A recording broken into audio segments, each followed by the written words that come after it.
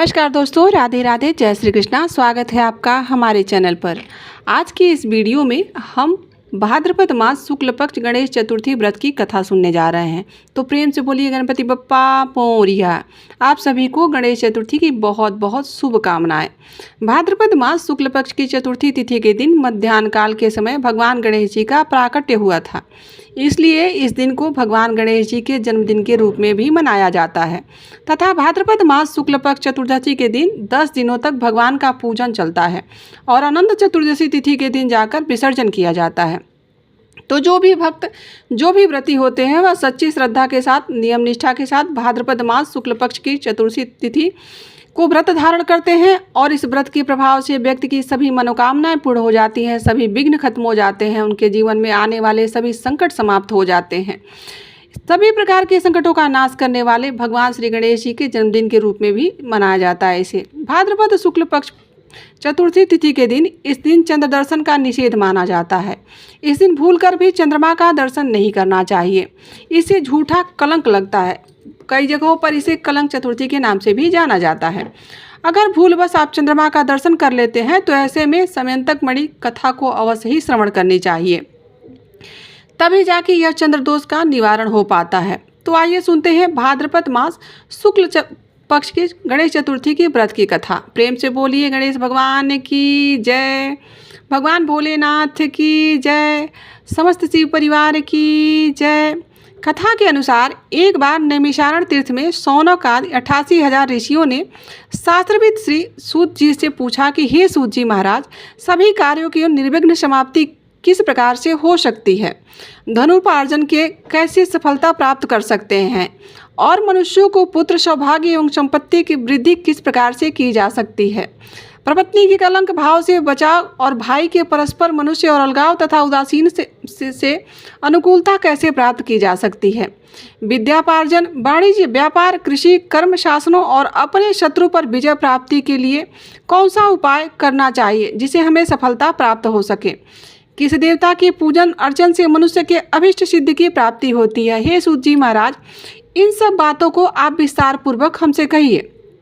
तब श्री सूत जी कहने लगे कि हे ऋषियों, प्राचीन काल में जब कौरव पांडवों की सेना युद्ध के लिए एकत्रित हुई थी, उसी समय कुंती नंदन युधिष्ठिर जी ने श्री कृष्ण से पूछा था कि हे श्री कृष्ण, आप यह बताइए कि हमारी निर्विघ्न विजय किस प्रकार प्राप्त हो सकती है? किस देवता की आराधना से हम अभिष्ट सिद्धि की प्राप्ति कर सकते हैं? श्री कृष्ण जी कहते हैं कि हे वीर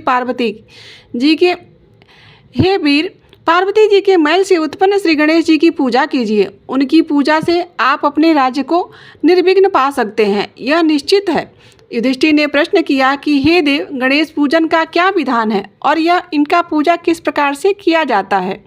किस तिथि को पूजा करने से यह सिद्धि देते हैं? तब भगवान श्री कृष्ण कहते हैं कि हे महाराज, भादो महीने के शुक्ल पक्ष की चतुर्थी तिथि को जिनकी पूजा करनी चाहिए अथवा श्रवण अग्रहण कई माघ मास की चतुर्थी को भी भगवान श्री गणेश की पूजा की जाती है। हे राजन, यदि आप श्रद्धा पूर्वक और श्रद्धा भाव से भादो शुक्ल चतुर्थी के दिन गणेश जी की पूजा प्रारंभ करते हैं, तो व्रत करते हैं और प्रातः काल उठकर सफ़ेद तिल से स्नान करते हैं, तो आपके संपूर्ण कार्य पूर्ण हो जाएंगे। दोपहर में सोने की मूर्ति के 4 तोले और 2 तोले या फिर 1 तोले या फिर आधा तोले आपके सामर्थ्य के अनुसार बनवाना चाहिए। यदि संभव हो सके तो चांदी की प्रतिमा भी बनवा सकते हैं। यदि ऐसा न कर सके तो मिट्टी की मूर्ति बनवाइए, परंतु अर्थ संपन्न होते हुए भी कृपणव्रत ना करें। यदि वर विनायक और सिद्धि विनायक के मनोवांछित को सिद्धि के लिए भाद्रपद शुक्ल चतुर्थी की पूजा करनी चाहिए। इनकी पूजा करने से संपूर्ण मनोकामनाएं पूर्ण हो जाती हैं। पूरे पृथ्वी पर इन्हें सिद्धि विनायक के नाम से जाना जाता है।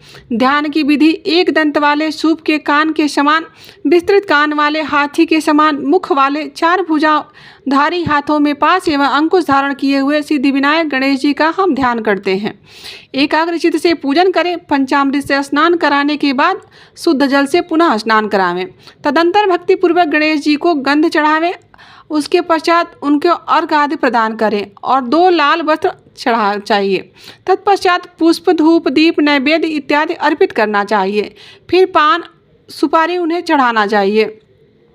इसके पश्चात कुछ दान दक्षिणा जरूर चढ़ावें। इसके बाद गणेश जी को 21 दुर्वा चढ़ाइए। इनके नामों के द्वारा भगवान श्री गणेश जी का भक्तिपूर्वक दुर्वा से पूजा करें और कहें कि हे गणेशपति, हे उमा पुत्र, हे पाप के नाशक, हे विनायक, हे ईश्वर नंदन, हे सर्वसिद्धिदाता, हे एकदंत, हे गजमुख, हे मूषक वाहन, हे स्कंद कुमार, हे श्रेष्ठ ज्येष्ठ भ्राता, हे गजानन महाराज, मैं आपको प्रणाम करता हूँ या करती हूँ।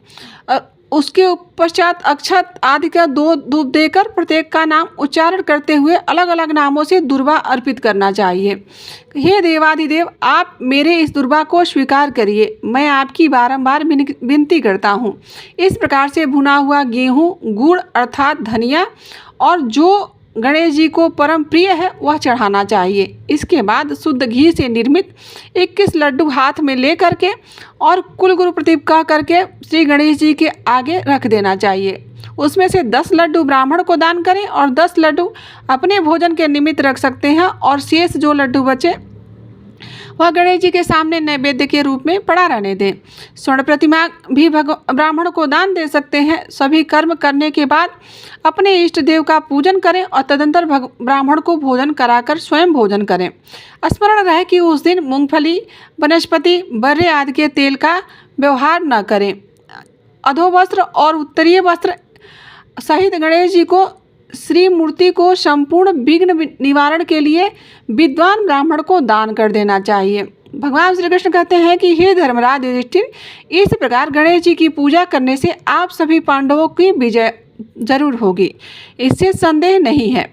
यह मैं बिल्कुल सत्य कह रहा हूँ। गुरु जी से दीक्षा लेने के समय वैष्णव आदि आरंभ में गणेश पूजन करते हैं। गणेश जी की पूजा करने से विष्णु, शिव, सूर्य, पार्वती, दुर्गा, अग्नि आदि समस्त देवी देवता प्रसन्न हो जाते हैं। इसमें कोई संदेह नहीं। इनके पूजन में से चंडिका आदि मातृगण भी सभी प्रसन्न होते हैं।